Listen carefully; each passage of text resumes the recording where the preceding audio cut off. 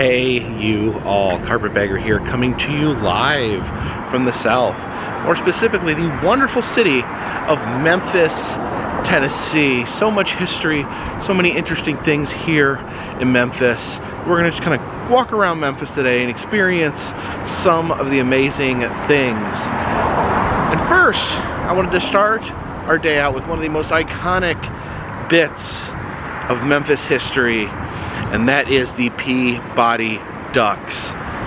Here at the Peabody Motel, the world famous Peabody Ducks. They are ducks that live in a luxury suite on top of a very expensive hotel. And what the ducks do is every morning they ride an elevator down, they walk to a fountain, and they spend all day playing in the fountain until 5 o'clock. At 11 o'clock they walk down into the fountain, swim around all day, and then at 5 o'clock they're called back up to their luxury suite where they march to the elevator and go up to their suite. It's a very interesting ritual, but a charming one nonetheless. And we're about to check that out, so please follow me.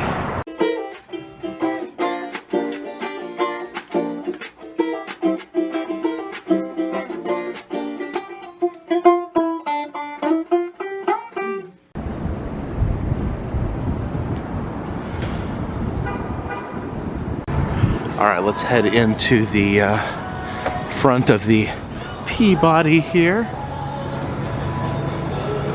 Yeah, this tradition was started when some hunters allowed their live decoy ducks to play in the hotel fountain. And from that, it just grew into a thing of legends. Check out these somewhat intimidating dog statues. That's interesting. Hopefully they're not looking for ducks. You can see here there's people lined up ready to see the ducks. So they've laid out the red carpet for the ducks, waiting patiently at the elevator here. So the ducks will soon be making their grand arrival. While I'm waiting here, I decided to drop a Pokemon here in the Peabody Fountain.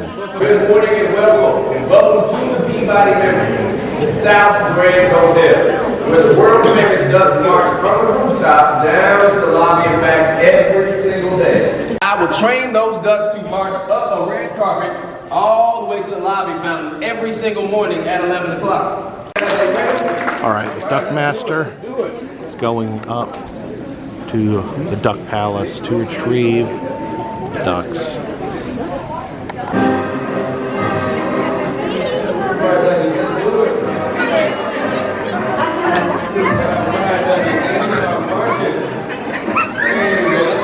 There they go.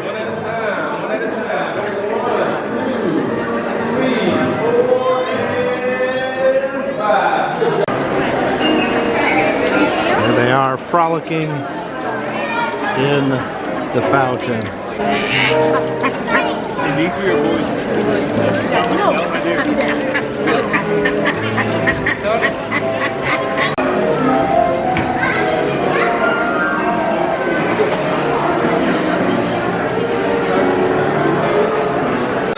Swimming down there as they're absolutely being assaulted by the paparazzi.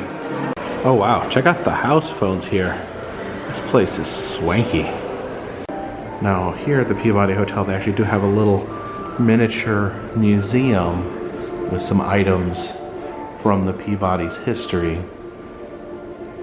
Here's some different toiletries that would have been used at the Peabody Hotel. You can see the little hotel soap has a duck on it, as well as this book of matches. Even have a razor with a duck's head on it. A few different postcards and hotel keys. This is the original duck master, Edward Pembroke. He was hired in 1940. He's actually an animal trainer from Barnum and Bailey, and he would create the modern duck march, the ducks from the elevator to the fountain, since he retired in 1991. Now here's a memo from one of the managers, at the Peabody when he received a copy of the new menu for the new French restaurant that was reopening, and he was very upset to find out that the menu served duck, and he wrote a very incredulous letter to the chef. It says, "Gary, there will be no dead ducks at the Peabody." In 1981, it says this is the only French restaurant in the world that does not serve duck.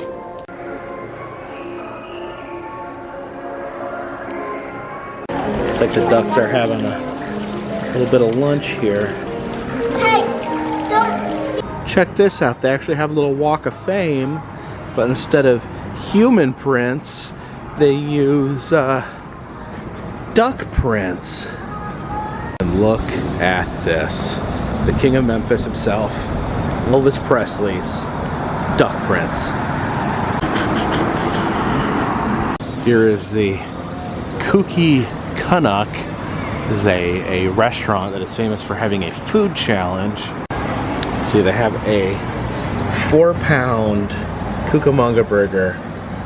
You have an hour to consume it. Honestly, I consider taking the challenge. I don't know if I want to walk around with 4 pounds of burger in my belly for the rest of the day, but I actually had a different restaurant in mind. I wanted to stop in here at the Flying Fish and see how my little singing fish is doing. Yes, here at the Flying Fish, they have the world's first Billy Bass Adoption Center. And last time I was here, I donated my fish for my old intro to the Billy Bass Adoption Center. Now, last time I was here, they hadn't hung it up yet, but it does appear that we are in luck. There is the Carpetbagger's fish. See him actually peeking out over there. And if you want to find the Carpetbagger fish yourself, it's right here above the men's bathroom. Let's start our meal with some delicious raw oysters.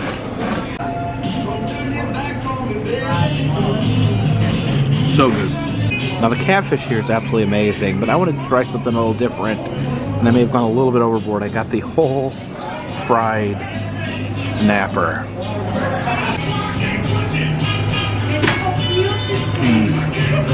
That is so good. Now that is a beautiful and delicious meal.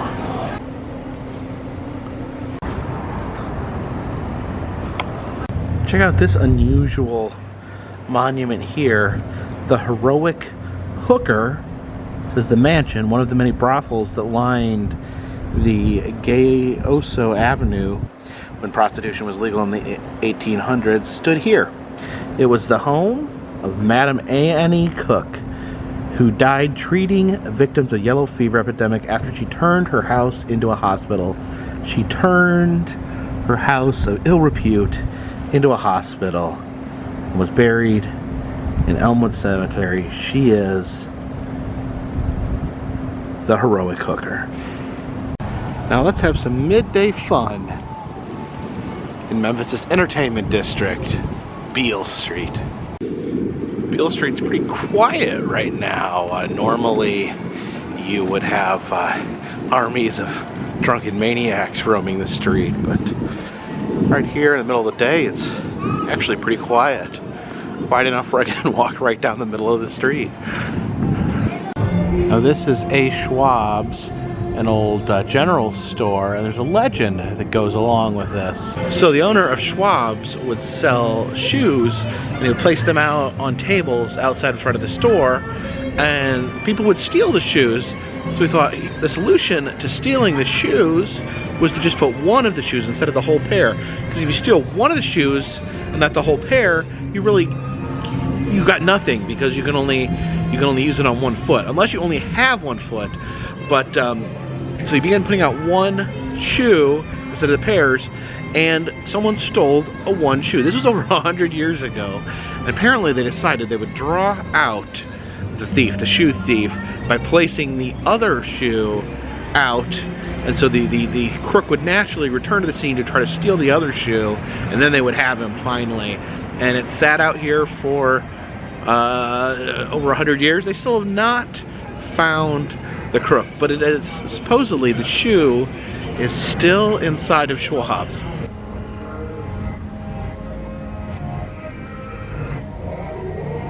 Looks like there's a Beale Street museum upstairs.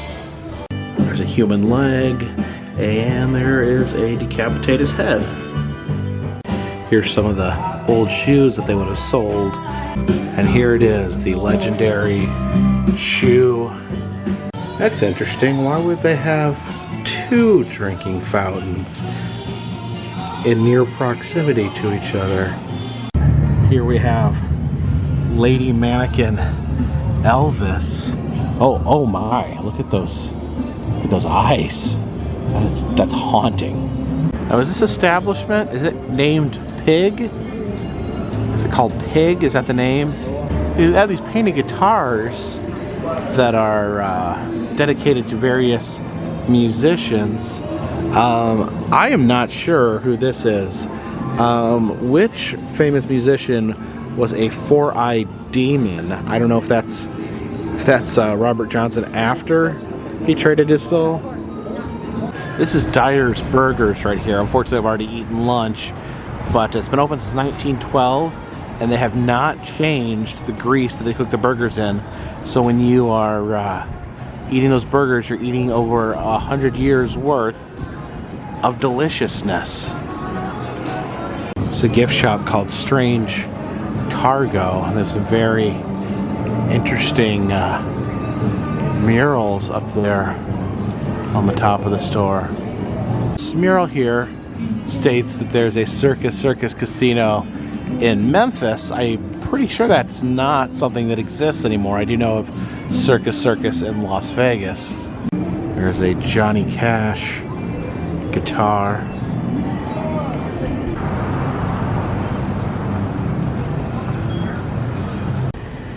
Check out this guy in a sombrero popping a wheelie on a penny farthing bike. Oh, and look at this. You can see in the distance, there's the city of Memphis. You can tell by the pyramid.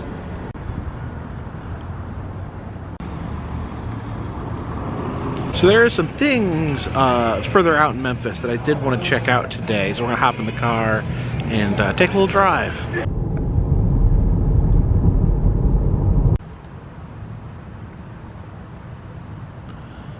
So stopped here at the Memorial Park Cemetery here in Memphis, Tennessee. There's something I wanted to check out. There was a art project that was created here from between the 1940s and was finally completed in the 1980s, known as the Crystal Shrine Grotto. It's kind of a false cave decorated to show different stages in the life of Jesus. There's a rustic footbridge, as it says right there, and it is indeed a rustic footbridge. And here it is, the Crystal Shrine Grotto.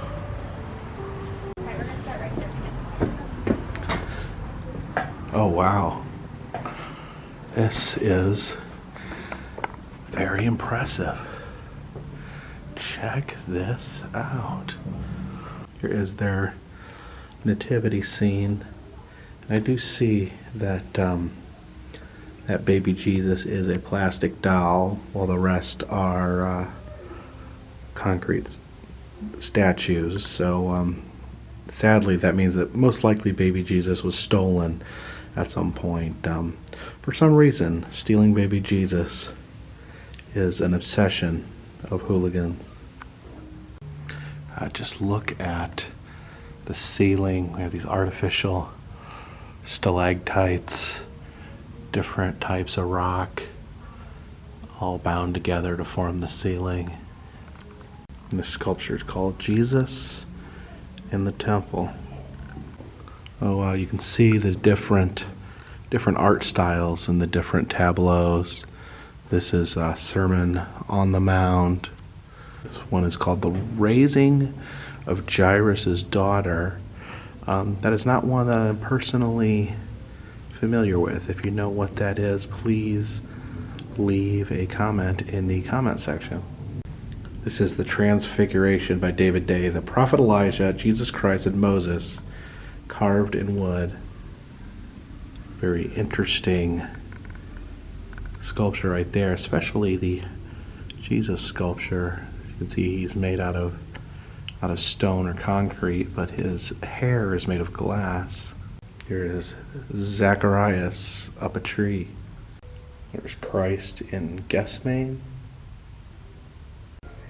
Carving of the Last Supper there. And here we see the resurrection.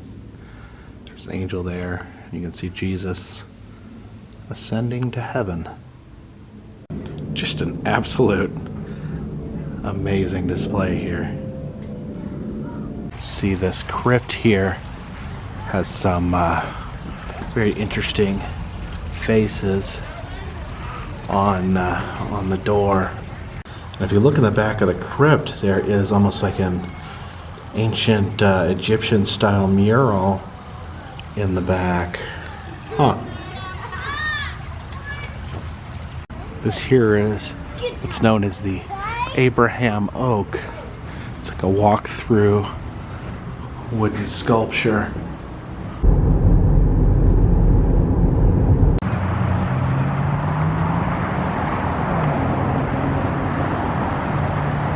And we have traveled to a different kind of religious monument here in Memphis. I am outside of the World Overcomers Church, and we are here to see an interesting variation on a familiar American monument. Now, I will give you guys a second to kind of take this in. You see, there probably is some familiarity going on in your brain, but if you look closely, you'll notice some key differences. This statue is known as the Statue of Liberation through Christ. It is a takeoff of the famous Statue of Liberty in New York City. But if you look closer, you can see that instead of a torch, she is holding a cross up in the air, and she does have the 10 Commandments clutched in her other arm. Yeah, basically it is a Christian reinterpretation of the Statue of Liberty.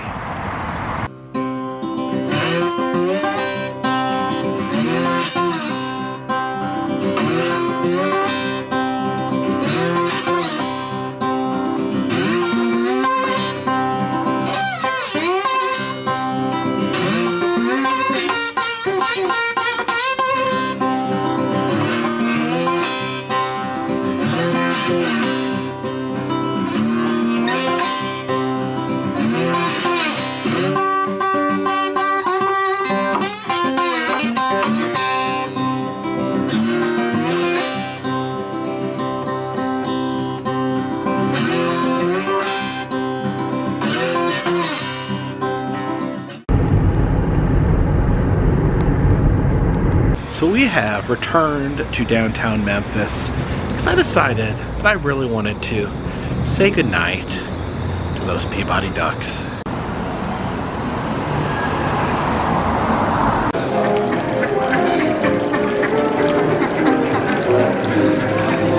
Just trying to calm down the ducks. They're getting a little restless.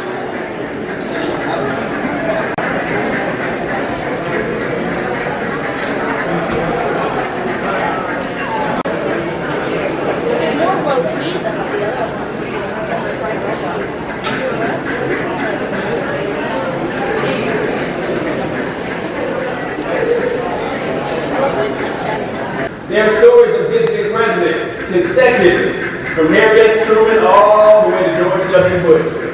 He even appeared on television shows such as The Tonight Show with Johnny Carson and the Sesame Street program, where he and his ducks helped to celebrate National Rubber Ducky Day.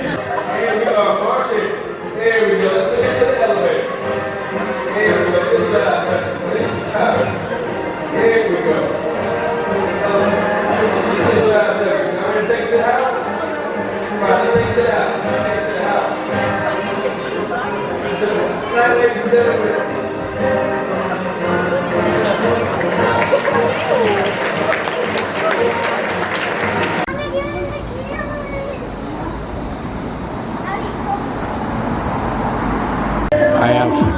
idea what's going on here. Some sort of music video?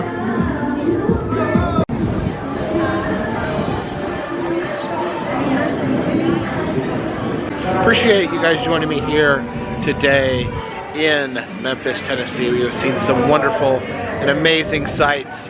If you'd like to see other places I have been, please check the interactive map in the description. It'll show you all the different places I've been, and you can tell me where I need to go next. Also, if you'd like to help support the channel, consider donating to Patreon. A $3 or more donation will get you a postcard once a month. Also consider buying a t-shirt or purchasing a Smash Penny. All that information is down in the description. But for now, this one's in the bag.